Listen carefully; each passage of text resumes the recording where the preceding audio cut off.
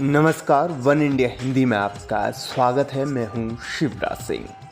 भारत में ओमिक्रॉन की दस्तक के बाद कोरोना के मामलों में तेजी से उछाल देखने को मिला है। कोरोना के दैनिक मामले अचानक 2 से 3 दिन में दोगुने से ज़्यादा हो गए हैं। कोरोना केस में बढ़ोतरी को तीसरी लहर के रूप में देखा जा रहा है। इस बीच भारत में बढ़ते कोरोना के मामलों को लेकर विश्व स्वास्थ्य संगठन यानी WHO की चीफ साइंटिस्ट सौम्या स्वामीनाथन ने एक बड़ा बयान दिया है। उन्होंने कहा कि भारत में बढ़ते कोरोना केस के पीछे ओमिक्रॉन हो सकता है। एक्सपर्ट भी इसी ओर इशारा कर रहे हैं।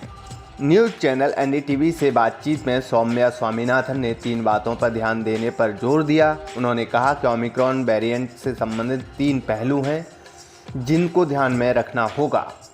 पहली बात तो ये कि ये ज़्यादा संक्रामक है और डेल्टा वेरिएंट की तुलना में करीब 4 गुना अधिक है।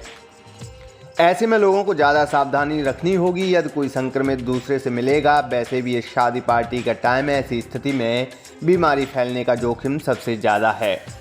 दूसरी बात ये कि इस वेरिएंट को उत्साहवर्धन माना जा सकता है क्योंकि वेरिएंट लोगों को गंभीर रूप से बीमार नहीं कर रहा। डेल्टा वेरिएंट के कारण जहां लोग ज़्यादा अस्पतालों में भर्ती हो रहे थे, तो वहीं ओमिक्रॉन में ऐसा नहीं है। ओमिक्रॉन से प्रभावित 100 में से केवल 5 लोगों को ही अस्पताल में भर्ती करना पड़ रहा है और इन 5 लोगों में भी लक्षण बहुत कम हैं।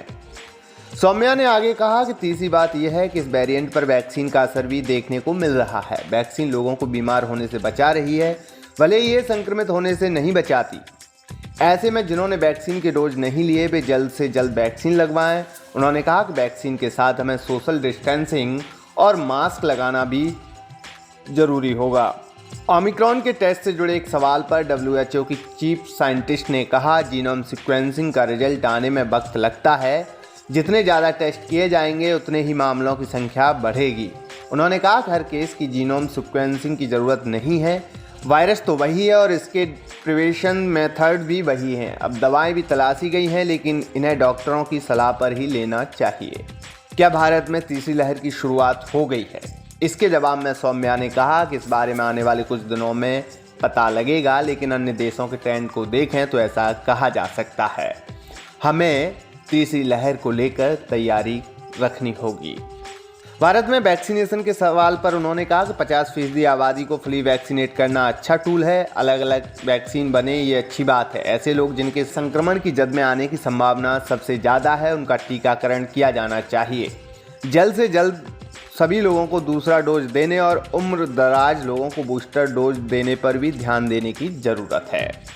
इस खबर में फ़िलहाल इतना ही। तमाम अपडेट के लिए बने रहिए वन इंडिया हिंदी के साथ।